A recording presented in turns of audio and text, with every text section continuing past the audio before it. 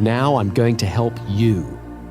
This side of the tape is directed to your conscious mind, the part of your mind where you make decisions and where you are aware of now. I will explain a number of techniques you must use to create patterns of confident behavior. Use these techniques deliberately until they become habits for you. They will provide a framework in which the energy released from your unconscious will be expressed. Your unconscious mind is all the memory, wisdom, and perception that you're unaware of at any one time. It contains all your hidden potential and inner power. On the other side of this tape is a powerful hypnotic induction, which releases the power of the unconscious mind to give you strength and confidence. It will program your mind for success. You should listen to it only when you can relax safely and comfortably and ignore the outside world completely. Each of us is different. We all want confidence, but we all have different lives to live. I would like you to think for a moment now about what you want confidence for. Take a moment or two to think about that. Where will you use it? What changes will it make for you as you are more confident? Let's take a specific example. Imagine a scene in your head now where you are totally confident. Imagine you are seeing a film right now of a time in the future when you're using your confidence to achieve something you really enjoy. Do whatever you would do if you knew you couldn't fail. Just sit back now and watch yourself achieving excellence. Notice how you look, the expression on your face, the light in your eyes. Notice the life, the grace, and the elegance in your movements. Let the camera of your mind move all around the scene and replay it as slowly or as fast as you wish, as many times as you wish, so that you become fully acquainted with every aspect of your presence during a moment of successful achievement. Notice how you're sitting or standing, your expression, and your movement that lets you know that this is a moment of great success. The concentration or happiness on your face, the grace, ease, or commitment of your movements, the sense of mastery. And pay attention here to the sensations in your body, and notice how your body responds to your imagination. Your body responds to all the pictures that are conjured up in your mind, deliberately or accidentally, in exactly the same way. Now, you are going to use this responsiveness.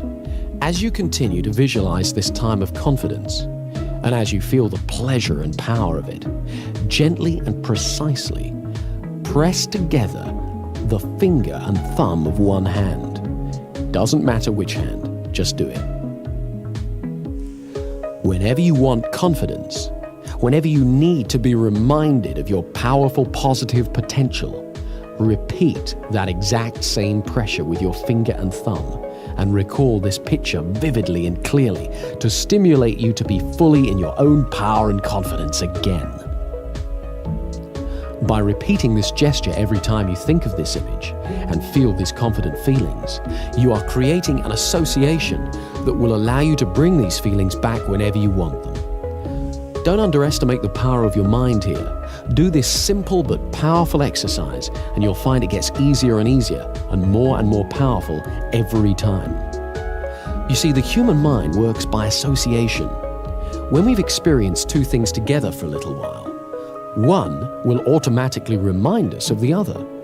This associational linking is very powerful. For example, I like traveling, so whenever I go to the airport, I feel that excitement, even if I'm just going to pick someone up.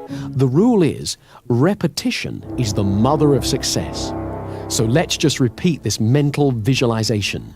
Remind yourself of that picture of you being successful and confident. It doesn't matter if it's not very clear at first. Each time you do it, it'll improve. Home in on the part of it that makes you feel best. Magnify that part. Make it bigger, brighter, louder, bolder, brilliant, richer in your mind. Really feel it within you and around you.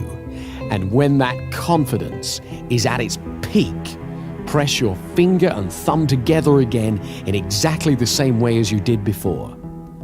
And say to yourself, I am confident. And then relax. You are making that finger and thumb pressure into a signal to your unconscious mind to call up that feeling of confidence and power within you. Practice this imagining for at least 3 weeks every day, and then whenever you feel challenged, you can repeat that exact same movement. Concentrate for a few moments and access your inner state of confidence. Do it 21 times in a row. Olympic athletes the world over have used exactly this technique to prepare to win their competitions. Now you can use it. You see, we're all born with confidence. Babies are confident.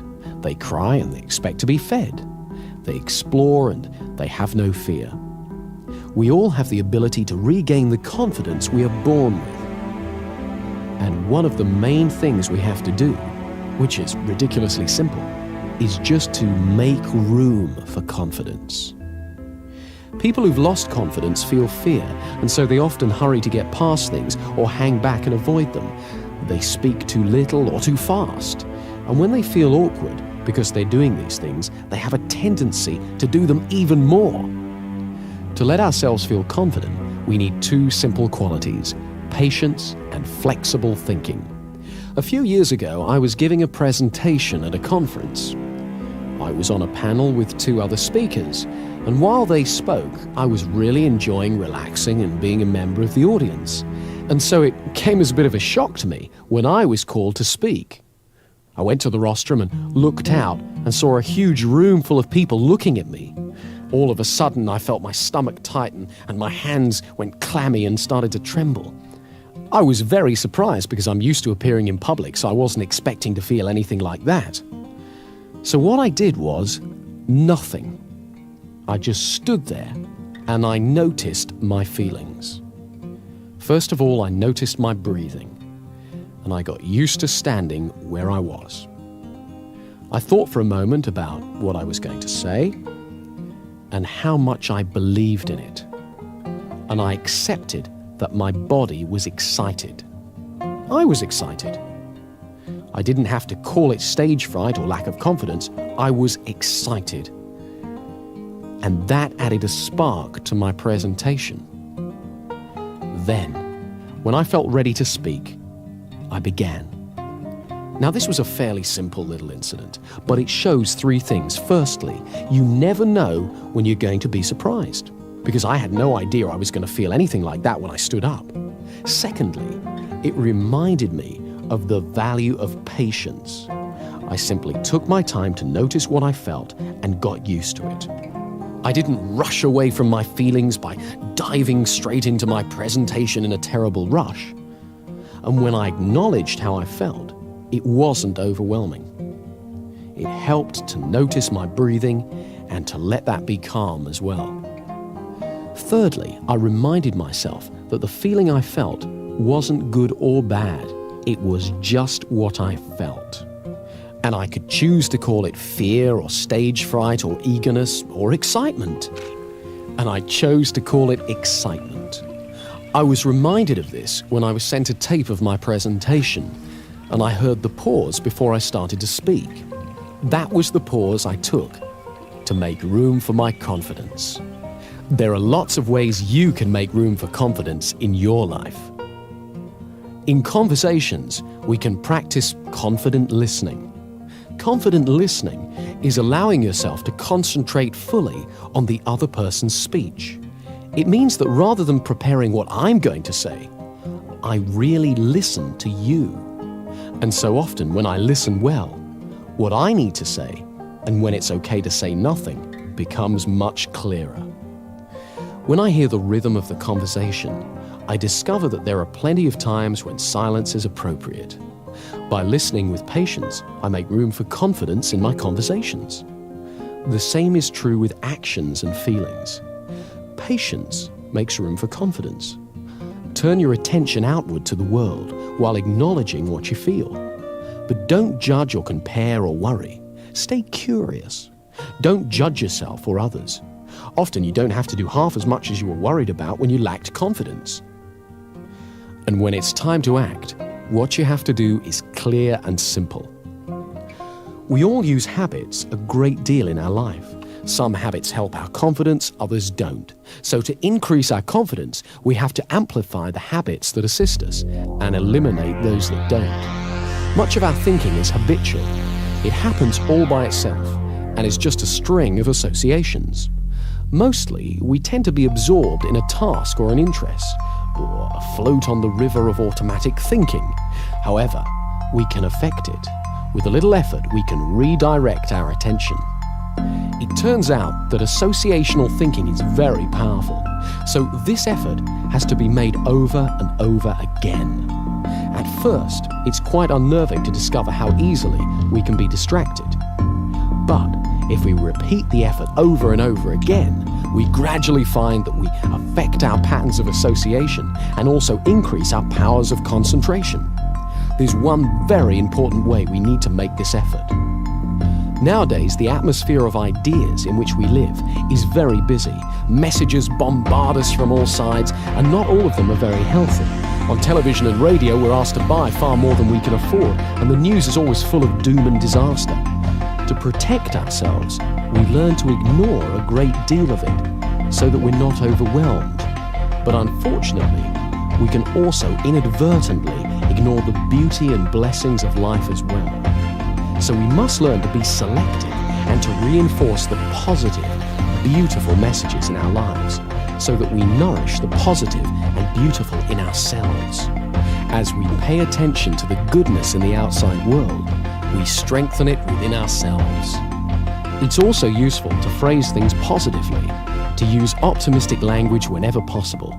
I don't mean that we should ignore difficulties or problems, but that we should always look towards the solution, not the negativity. If we use positive words to ourselves and others, we are more likely to receive positive words and messages from them. Try to avoid putting people down or putting yourself down. If you want, you can make a game of cleaning up your language. Do it by yourself or with a friend. Watch out for negative phrases like, I can't, or I shouldn't, or I'll never, or I'm just not very good, or starting sentences with but or no. Whenever you hear yourself or a friend use a phrase like that, stop and rephrase it in positive terms. For example, instead of I can't do such and such, use I can learn how to do such and such, or I haven't learned to do such and such yet. There's no fixed meaning in life except the meaning that we bring to it. So let's make your life brighter by looking at things that you've got going for you. Positive thinking becomes a self-fulfilling prophecy. Every time we pay attention to something, we energize its presence within us. If we pay attention to negative thoughts, we just make them stronger. So they crop up more and more often. But when we pay attention to positive thoughts, we strengthen them so that they return to our consciousness more and more often. Whatever you pay attention to returns to your awareness more and more frequently. So it's vitally important to acknowledge and concentrate on your successes, great and small, and what's really healthy and rewarding around you. Remember, you always get more of what you focus on in life. Here's a way of focusing that power. These questions direct your mind to what's positive in your life, so in order to answer them, you have to experience some of the good feelings that go with the answer. Every morning, ask yourself, what do I feel happiest about in my life? Who or what in my life makes me feel most loved? Who or what in my life makes me feel richest? And if you don't know the answers to these questions yet, ask yourself instead, what could I feel happiest about? Who or what in my life could make me feel richer, happier, or more confident? When you were a child, you may have seen a model railway in a shop window. The train would go round and round the window, across the front and into a tunnel, and then out of the tunnel on the other side, across the front of the window, back into the tunnel, and so on. The conscious mind is a bit like the window. We see the train of our thoughts when it crosses the front of the mind, but the train carries on out of sight and pulls whatever we've seen through the tunnel, the unconscious mind. If we put positive thoughts onto that train when we see it, when it's in our conscious mind, it will automatically take them into the unconscious mind again and again. So whenever you think of yourself, think of your successful self, and the automatic, incessant train of our thoughts will take that positive picture of yourself to your unconscious, and slowly but surely, your fundamental view of yourself will improve, and it will become natural to think of yourself as successful, competent, and confident. Another part of making room for confidence in our life is accepting that there is risk. This may sound odd at first. After all, we often wish that we had so much confidence that we could avoid risk. But confidence isn't knowledge. If we know we can do something, we don't need confidence. We can just do it. We only have confidence if we are not entirely sure, not 100% sure of success, and yet we still have a go. That's the essence of confidence. When there's no risk, there's only certainty. Confidence only comes when there's risk. So we must embrace the risk, recognize it, and realize that it has a place in your life. In fact, it is because of the risk that you can value your achievements, because you achieve them in the face of risk. This is why you can feel good about every step on your path to confidence. Each step is a risk, however small. And as you get used to having confidence, you will realize that you get used to having risks. Risks don't go away. We just learn that we can face it and deal with it. And as we do so, we become more powerful. We learn we can achieve our goals, and we become more confident.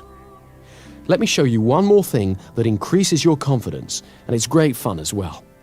Think of somebody now with whom you don't feel confident. Imagine them walking in your front door. And imagine they've got a red clown's nose on their face and an orange wig on their head. Or shrink them so they're about 12 inches tall. And call to mind the way they talk. If, for example, it's an authoritarian sort of voice, "You stupid, useless person." Make them sound like Mickey Mouse. "You stupid, useless person." Oh, make them have a sexy voice. "You stupid, useless person." Really enjoy making them as ridiculous as you want and get used to this way of seeing them, even when you meet them face to face. You'll find it's great fun, and it really changes how you deal with them. It's very empowering and enjoyable to look forward to the success in our future, and the more we get used to it, the more it happens. I'd like you to close your eyes now and fantasize how things would be in an ideal world. Imagine your dreams have come true. You're doing exactly what you want to do. All around you, you can see exactly what you'd like to see. Everything you hear is perfect, and you enjoy what you feel. And as you do this, where in your body does it feel best of all? Locate the feeling and give it a color. Imagine that color glowing there within you. Now, begin to move that color all over your body and spread that fantastic feeling throughout you. Let it permeate your body. Notice how wonderful you can feel just by using your mind like this. Make sure it's around your legs and feet, stomach, chest, shoulders, arms, hands and fingers, neck and face. Make it truly brilliant. Turn up the brightness, feeling joy and energy surging within you. Now double the intensity of that color again and keep that feeling within you. Wonderful, brilliant, bright, fantastic.